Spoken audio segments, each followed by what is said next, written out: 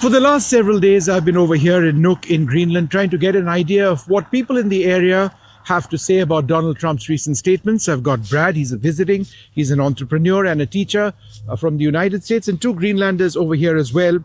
How do you feel about the statements Donald Trump has made in the last couple of weeks? Anger, surprise, how would you define it?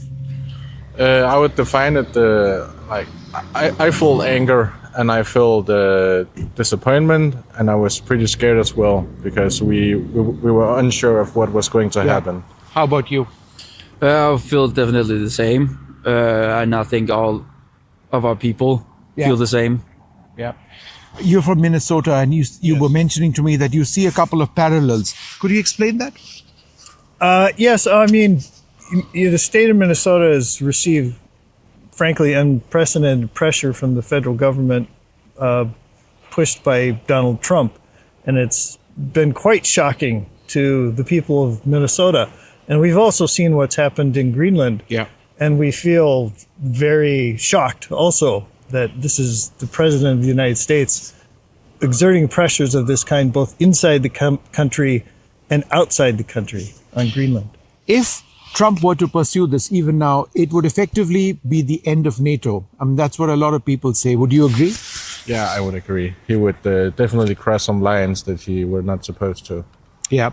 And do you believe that Greenland has received enough support from your European partners, countries like Norway, Sweden, Finland, Iceland? Are you happy with that kind of support? Yeah, of course. We are definitely happy with that support because we feel heard, we feel seen. Yeah. Yeah. And what you were telling me a little bit earlier on is that it's about your identity. And you own your identity. The people of Greenland own their identity. And therefore, it's not something that can be bought or negotiated. It's your self-right. Yeah. Could you explain that to me, maybe?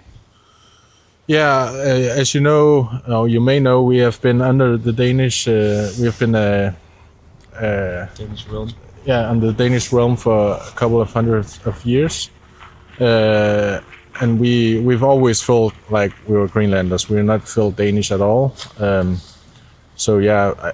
We have a very strong culture and identity, so we wouldn't like to be. We are not for sale, so we don't. We would not like to be sold, anyways. But if you were to choose between Denmark and the United States, it would always be just Greenland, right? Yeah, but at the moment, if we have to choose sides, I would definitely go with Denmark because I believe the relations we have had, even though there's been some bad things going on, we still appreciate the help and the support we have received from the Danish people and Denmark in general. So if we had to choose sides, we would definitely go with Denmark. Yeah. Do you believe that the timing of Donald Trump's remarks had to do with his sense that there were divergent views here in Greenland, with some people saying that they want to Greenland's autonomy, independence? Do you believe he was trying to take advantage of that? Well, I tend to look at the pattern and not so much of Donald Trump's statements at any given time. And the pattern has been this reduction, in my view, of kind of democratic capacity for speech, judging, and actions. And I've seen that applied to Greenland. It's being applied to Minnesota. It's not ceased in Minnesota. And so I'm pessimistic about, unfortunately for my Greenlandic friends, that this is the end. I hope it is, but I am pessimistic that the pressures will not return. Yeah. You've always had in Greenland a fantastic relationship with America. America has military bases in Greenland. And if they wanted more, it was just a conversation, right, that needed to take place. Yeah, I guess because after the war they left the military bases, and suddenly now they have got a lot of interest for the territory again. Yeah. Yeah. All of a sudden, out of nowhere. Yeah, maybe he found out there are some minerals. In fact, that was my next question. This is a very rich country by way of minerals. Donald Trump also speaks about his missile dome. What is the real reason that Trump has been pushing his Greenland agenda, in your opinion?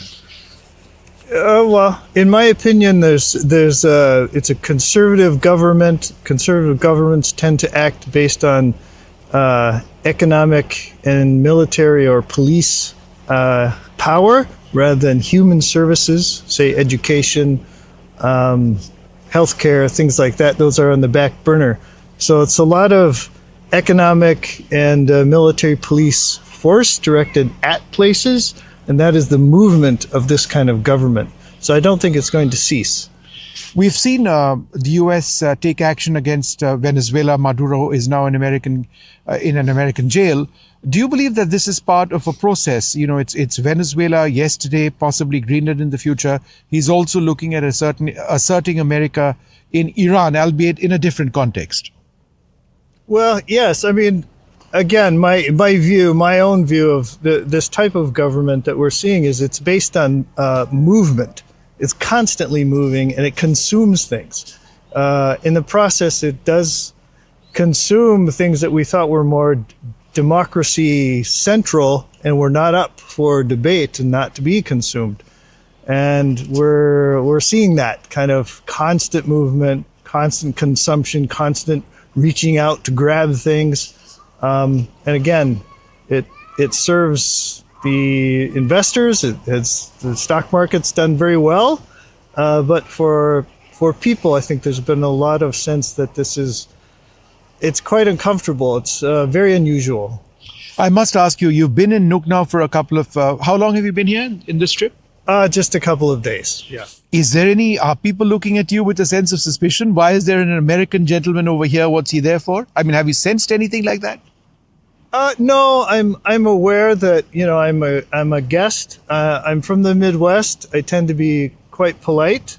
The people here are very polite. Yes, of course. They see, I think, the whole person, but of course they don't know me. So I'm aware that there may be some suspicion. Yeah. But so far, just lovely people in a great place.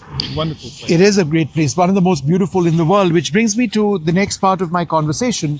And both of you were telling me that in terms of the climate, it's changing. There's not as much snow as there was a few years back. Is that the case?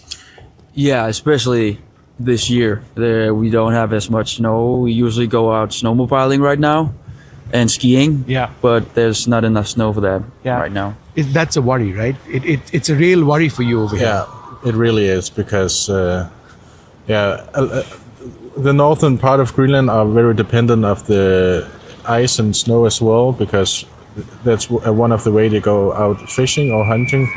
And right now, when it's all melted, kinda, it's not that ideal. Yeah, you must be worried about the polar bears as well, because if the ice continues to break, then the survival of species like the polar bear, that could be threatened. Yeah, we also see it now. There are a lot more polar bears coming into the towns. Oh, really? I didn't know that. In the south of Greenland. So yeah, we definitely see it. Yeah. But the temperature, is it the same or is it warmer than normal? It's a bit warmer. Between the Christmas Eve and New Year's Eve, we had +degrees every day, and the snow melted. You could almost see all the rocks. A final couple of questions. What do young people like you do in the winter when it's snowing and it gets dark quite early?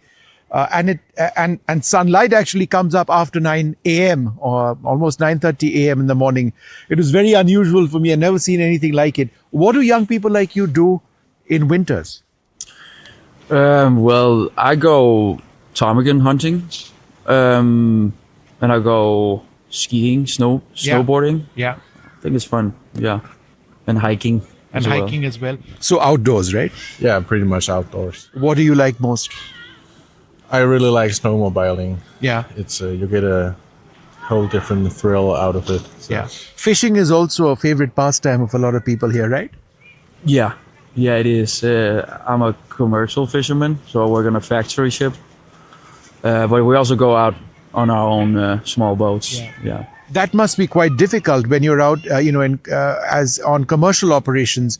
The North Sea the extremely cold weather, difficult weather conditions, high sea levels.